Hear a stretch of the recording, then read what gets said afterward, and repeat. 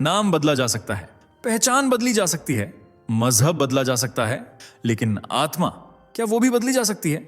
यही सवाल आज आपके दिमाग में एक बेचैनी पैदा करेगा, क्योंकि आज हम बात करने वाले हैं एक ऐसे इंसान की जिसके संगीत ने दुनिया को झुकाया, लेकिन जिसकी आंतरिक यात्रा आज भी अधूरी समझी जाती है। सवाल सीधा है, क्या सच में AR रहमान सनातन से दूर चले गए थे, या उनकी आत्मा कभी गई ही नहीं? जरा कल्पना कीजिए, एक घर जहां दीवारों पर कभी देवताओं के चित्र थे, जहां सुबह भजन और शाम साधना होती थी, और आज उसी घर में फिर से हरे कृष्णा राधे राधे की गूंज सुनाई देती है। हाथ में कलावा, आंखों में शांति और सामने भजन कीर्तन। अब यहीं दिमागा रुकता है, क्योंकि अगर सब कुछ बदल चुका था तो ये दृश्य क्यों, जो आपको आगे बढ़ने नहीं देता बल्कि वीडियो में खींच लाता है।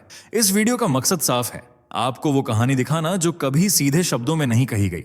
एक ऐसी कहानी जहां दर्द, आस्था, भय और शांति चारों एक साथ टकराते हैं। आप जानेंगे कि एक बीमारी कैसे पूरे परिवार के धर्म परिवर्तन की वजह बनी, कैसे एक हिंदू ज्योतिषी ने उस नाम की नींव रखी जिसे आज पूरी दुनिया जानती है, और कैसे वर्षों बाद वही आत्मा फिर से अपनी जड़ों की ओर खींचती नजर आती है। लेकिन सावधान, अगर आपने यह वीडियो आधा छोड़ दिया तो आप उस सच से चूक जाएंगे जो हर उस इंसान को झकझोर देता है जिसने कभी अपनी पहचान पर सवाल उठाया हो। अंत तक बने रहिए, क्योंकि अंत में जो सवाल उठेगा उसका जवाब शायद आपके भीतर भी छुपा हो। चलिए दोस्तों, फटाफट कमेंट करके बताइए कि आप हमारी इस वीडियो को भारत के किस शहर या किस गांव से देख रहे हैं। हमें सच में जानना है कि देश के किन किन कोनों तक फैला हुआ है। और हाँ दोस्तों, अगर अभी तक आपने चैनल को सब्सक्राइब नहीं किया है तो अभी कर लीजिए, क्योंकि हम सनातन धर्म की आवाज को सिर्फ भारत ही नहीं पूरी दुनिया तक पहुंचाने का काम कर रहे हैं। वीडियो को लाइक जरूर करें, क्योंकि आपका एक लाइक हमारा हौसला बढ़ाता है और हमें और भी दमदार, सच्चे और आंखें खोल देने वाले वीडियो आपके लिए लाने की ताकत देता है। तो देर किस बात की, कमेंट, लाइक और सब्सक्राइब तीनों कर दीजिए। और अब चलिए वीडियो में आगे बढ़ते हैं। हाथ में कलावा और घर में भजन, क्या सनातन में लौट चुके हैं AR रहमान? आखिर क्यों हुआ उनके घर में हिंदू भजन? क्या है रहमान की असली कहानी? क्यों और किन परिस्थितियों में किया था इस्लाम कबूल? क्या सच में उन्हें AR रहमान नाम देने वाले एक हिंदू ज्योतिषी थे? कैसे पिता की बीमारी बनी? परिवार के धर्म परिवर्तन की सबसे बड़ी वजह जानने के लिए वीडियो में लास्ट तक बने रहें और चैनल को सब्सक्राइब करना बिल्कुल न भूलें। श्रीमद् भगवद गीता में एक श्लोक है, न जायते म्रियते व कदाचिन नायम भूत्वा भविता व न भूषा अजो नित्यः शाश्वतोयम पुराणो न हन्यते। हन्य माने शरीरे, अर्थ आत्मा न जन्म लेती है न मरती है, यह न कभी उत्पन्न हुई है न कभी समाप्त हो, यह अजन्मा, नित्य, शाश्वत और पुरातन है। शरीर के नष्ट होने पर भी आत्मा नष्ट नहीं होती। इन शॉर्ट, नाम, शरीर, पहचान और यहां तक कि व्यक्ति का मजहब भी बदल सकता है, पर आत्मा कभी नहीं बदल सकती। वह चाहे अपनी जड़ों से कितना भी दूर हो जाए, लेकिन एक न एक दिन वापसी जरूर करती है। और इसका सबसे सटीक उदाहरण है AR रहमान, एक ऐसा नाम जिसने संगीत को सिर्फ सुर नहीं साधना बना दिया, जिनके लिए धुन इबादत है और स्वर इंसानियत की पहचान। एक नजर आप इस वीडियो को देखिए। यह वीडियो कहीं और का नहीं बल्कि AR रहमान के घर का है, जहां भजन कीर्तन चल रहा है। श्री राधे राधे और हरे कृष्णा के स्वर गूंज रहे हैं और AR रहमान खुद इस भक्ति गीत का लुत्फा उठा रहे हैं, क्योंकि भले ही उन्होंने अपना मजहब बदल लिया हो, लेकिन दिल और मन आज भी सनातनी है। AR रहमान का जन्म 6 जनवरी 1967 को तमिलनाडु के चेन्नई, तब के मद्रास में हुआ था, वह भी एक हिंदू परिवार में। उनकी मां कस्तूरी शेखर हिंदू धर्म को फॉलो करती थीं। उनका हमेशा से ही आध्यात्मिकता की ओर झुकाव था। चेन्नई के हबीबुल्लाह रोड पर उनका एक छोटा सा घर हुआ करता था, जो हर पल भगवान की भक्ति और श्रद्धा में रंगा रहता था। दीवारों पर भगवान के पोस्टर्स और मंदिर में मूर्तियां होती थीं, और कस्तूरी रोज समय से भगवान का ध्यान करती थीं।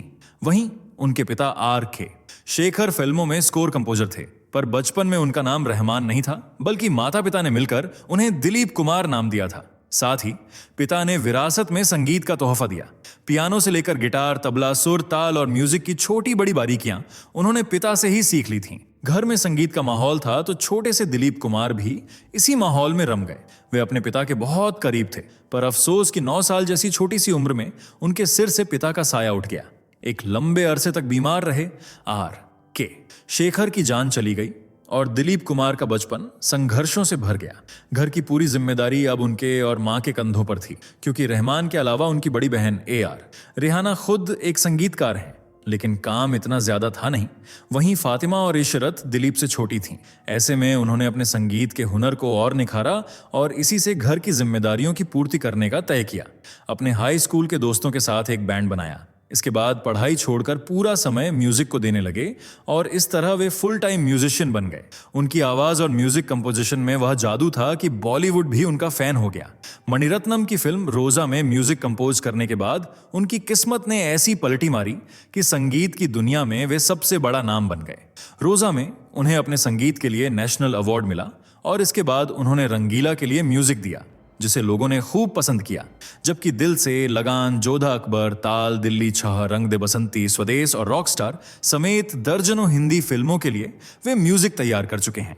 आज उनकी आवाज सिर्फ बॉलीवुड ही नहीं बल्कि टॉलीवुड और हॉलीवुड तक गूंजती है। इंडिया समेत America, Australia, Abu Dhabi, UAE, Malaysia, Canada और यूके सहित दुनिया के कोने कोने में वे लाइव शो कर चुके हैं। मिडिल ईस्ट में तो उनके चाहने वालों की कतार इतनी लंबी है कि गिनने बैठो तो कई दिन लग जाए, पर लिस्ट खत्म ना हो। ये प्यार तब से और ज्यादा है जब से वह दिलीप कुमार से ए.आर. रहमान बने हैं। वे करीब 22 से 23 साल के रहे होंगे जब उन्होंने अपना मजहब बदला, यानी 1989 के आसपास। लेकिन क्यों? ये सवाल आपके ही नहीं, उनके हर चाहने वाले के मन में उठा। इसलिए 2000 के लगभग बीबीसी टॉक शो में उन्होंने खुद इस रात से पर्दा उठाया। उन्होंने बताया कि एक सूफी संत हुआ करते थे जो उनके पिता का अंतिम समय में इलाज कर रहे थे। उनके पिता कैंसर से पीड़ित थे, जिस वजह से सूफी का घर आना जाना लगा रहता था। वे उनके विचारों से बहुत इंस्पायर होते थे और धीरे धीरे उनके मन में इस्लाम के लिए लगाव भी बढ़ रहा था। हालांकि पिता पर कोई इलाज काम नहीं आया और 30 सितंबर 1976 को उनका देहांत हो गया। इस एक घटना ने परिवार को पूरी तरह से झकझोर कर रख दिया। हालांकि जैसे तैसे उन्होंने खुद को और परिवार को संभाला और संगीत की दुनिया में डूब गए, पर मन अभी भी शांत नहीं था। कुछ कमी थी जो उन्हें और उनकी मां को खल रही थी, मानो मन बेचैन हो और शांति का कोई रास्ता नजर न आ रहा हो। यूं ही करीब 10 से 11 साल और गुजर गए और एक रोज फिर से वे उन्हीं सूफी से मिले जो उनके पिता का इलाज कर रहे थे। उन्हें देखते ही जैसे वह बेचैनी ठंडी पड़ गई। दिमाग एक जगह ठहर गया और दिल ने कहा, शायद यही वह रास्ता है जो मेरे दिलीप कुमार के दिमाग को शांति दे सकता है। इसलिए उन्होंने सूफी के विचारों को सुना और हिंदू धर्म को छोड़कर इस्लाम कबूल करने का मन बना लिया। यह फैसला सिर्फ उनका नहीं बल्कि पूरे परिवार का था। इसलिए उनकी मां कस्तूरी शेखर से करीमा बेगम बन गईं और वे दिलीप कुमार से अल्लाह रखा रहमान। पर इंटरेस्टिंग बात यह है कि यह नाम देने वाले भी एक हिंदू ज्योतिषी थे। ये किस्सा शेयर करते हुए उन्होंने कहा था कि धर्म परिवर्तन से पहले वे और उनके घर वाले उनकी बहन की कुंडली लेकर एक ज्योतिषी के पास गए थे। वे उनकी शादी करवाना चाहते थे। उस समय जब रहमान ने अपना नाम बदलने के बारे में पूछा तो एस्ट्रोलॉजर ने अब्दुल रहमान और अब्दुल रहीम नाम सजेस्ट किए। तब उन्हें रहमान नाम बड़ा पसंद आया, इसलिए उन्होंने कुछ समय के लिए खुद को अब्दुल रहमान बनाए रखा और जब धर्म बदला तो अल्लाह रखा रहमान बन गए। इस तरह वे हिंदू से मुस्लिम बन गए और मंदिर की जगह दरगाह और मस्जिद जाने लगे। कई बार उन्हें अजमेर शरीफ दरगाह में सफेद कुर्ता, टोपी और अल्लाह की इबादत करते हुए भी स्पॉट किया गया है, जो इस्लाम का कबूल करने के बाद कोई बड़ी या शॉकिंग बात नहीं है। लेकिन गौर करने वाली बात यह है कि इस्लाम धर्म में मूर्ति पूजा, भजन कीर्तन और भगवान का ध्यान करना भी हराम यानी गलत माना गया है। बावजूद इसके रहमान ने न सिर्फ अपने घर पर कीर्तन मंडली को बुलाया बल्कि दुबई में भी एक भजन संध्या का आयोजन करवाया, जिसका नाम था महामंत्र कीर्तन दुबई। इसमें भारतीय और विदेशी सभी समुदायों के लोग उपस्थित थे और भक्ति गीतों पर झूम रहे थे। वहीं जब भजन उनके दुबई वाले घर में हुए तो रहमान भी इन्हें गौर से सुनते और भक्ति गीतों में मंत्रमुग्ध होते नजर आए। इस दौरान उनके हाथ में कलावा बंधा दिखा, जो इस्लाम में सख्त मना है। उन्होंने इस कीर्तन को अपने फोन में शूट किया और बाद में इसकी फुटेज सोशल मीडिया पर भी शेयर की गई। इस आयोजन को करने के लिए खास तौर से अच्युत गोपी को बुलाया गया। ये सिर्फ एक नाम नहीं है बल्कि विदेशों में सनातन की पहचान बन चुका है। वह अपने आप में एक भक्ति आंदोलन है जो विदेशी सड़कों पर सनातन का झंडा गर्व से फहरा रही है। वह अमेरिका की एक प्रसिद्ध कीर्तन गायिका, आध्यात्मिक गुरु और लेखिका है जो भगवान कृष्ण की भक्ति के लिए जानी जाती हैं। वह भगवान कृष्ण के भक्ति गीतों को इतनी मधुरता से गाती हैं कि दूर दूर से लोग उनके भजन सुनने आते हैं। वह आधुनिक युग की सबसे महान आध्यात्मिक कंटेंट क्रिएटर बन चुकी हैं, जिन्हें ग्रैमी अवार्ड के लिए नॉमिनेट किया गया था। जी हाँ, वही ग्रैमी पुरस्कार जिसे हॉलीवुड म्यूजिक इंडस्ट्री का सबसे बड़ा अवार्ड माना जाता है और जो पॉप म्यूजिक और फिल्मी संगीत के लिए दिया जाता है। अच्युत गोपी मूल रूप से न्यूयॉर्क की रहने वाली हैं। उनका जन्म एक गैर हिंदू परिवार में हुआ था, लेकिन 1974 में भगवान कृष्ण की भक्ति शुरू की थी। तब उनके मन में जीवन से जुड़े कई सवाल थे जो बाद में श्रीमद् भगवद गीता पढ़कर सुलझ गए और वे पूरी तरह कृष्ण भक्ति में लीन हो गए। कहते हैं कि भगवान कृष्ण ने ही अच्युत गोपी की जान बचाई है। दरअसल जब उनका जन्म हुआ तब वह एक प्रीमेच्योर बच्ची थी। उनका वजन आधे पाउंड से भी कम था। वह वेंटिलेटर पर थीं और डॉक्टर्स भी हाथ खड़े कर चुके थे, लेकिन गोपी की मां ने हार नहीं मानी। वह रोज भागवत पुराण पढ़ती और पिता हरे कृष्ण का जाप करके अपनी बेटी को सुनाते। दोनों प्रार्थना करते थे कि कोई चमत्कार हो जाए। इसके बाद वे उन्हें न्यूयॉर्क में श्री राधा गोविंद जी मंदिर ले गए। बेटी को भगवान कृष्ण के सामने रखा और कहा, अगर आप चाहेंगे तो सब संभव होगा।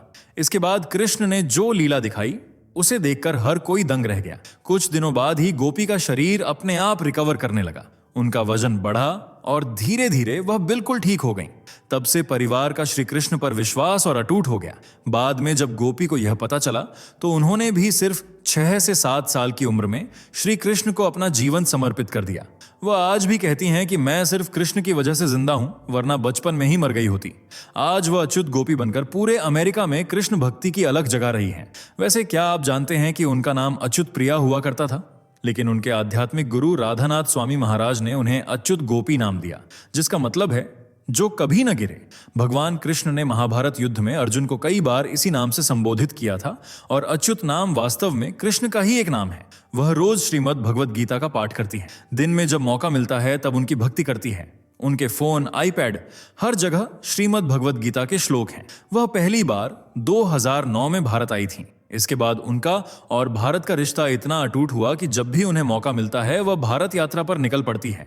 फिर चाहे कीर्तन के बहाने आए या मथुरा वृंदावन में भगवान कृष्ण के दर्शन करने, वह अपनी भारत यात्रा पर कहती हैं, यहाँ आने पर हर बार यही लगता है कि अपने घर आई हूँ। यहाँ आने का अनुभव शानदार होता है। बता दें कि Achyut Gopi Dubai, America, Hyderabad, Kolkata, Pune, Bengaluru, Mumbai, Delhi, New York Bhakti centre, Europe और इस्कॉन के कई मंदिरों में भजन कीर्तन कर चुकी हैं।